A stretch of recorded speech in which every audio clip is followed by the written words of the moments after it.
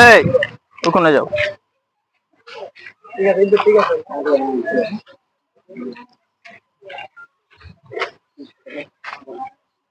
কালকে রাত 10টা পর্যন্ত ছিলাম এখানে। আগুনের রিসিটা অনেক দূর এগিয়ে চলেছে।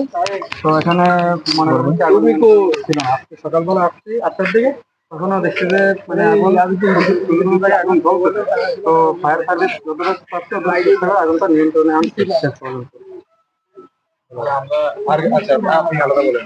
আমি যে আর কেন এখানে আমাদের যখন ওই আবার শুরু থেকে বলেন। আমি স্টেশন থাকি। আমাদের যখন ওই লাঞ্চের পরেই গোডাউনে মানে আমরা দূর থেকে দেখছি ধোঁয়া। তখন তখন আমাদের মেন যে দেখলাম অনেক কিছু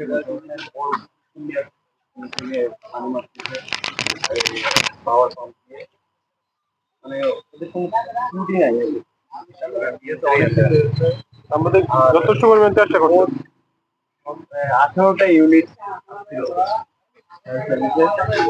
আমি কাল 8টা বাজে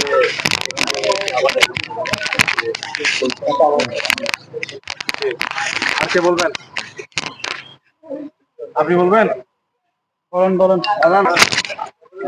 ফায়ার সার্ভিস যথেষ্ট পরিমাণ চেষ্টা করছে আগুনটা নিয়ন্ত্রণে আনার জন্য। আপনার ফায়ার সার্ভিস যথেষ্ট পরিমাণ, আমাদের বাংলাদেশ ফায়ার সার্ভিস যথেষ্ট পরিমাণ চেষ্টা করছে আগুনটা নিয়ন্ত্রণে আনার জন্য। আগুনটা এমন ছড়িয়ে গেছে যা নিয়ন্ত্রণের বাইরে, তাই ওনাদের কিছু করার ছিল না। জাস্টে ওই উপরটার থেকে নিচতলা পর্যন্ত জ্বলে নিয়ন্ত্রণে আসছে আর কি সকালবেলায়।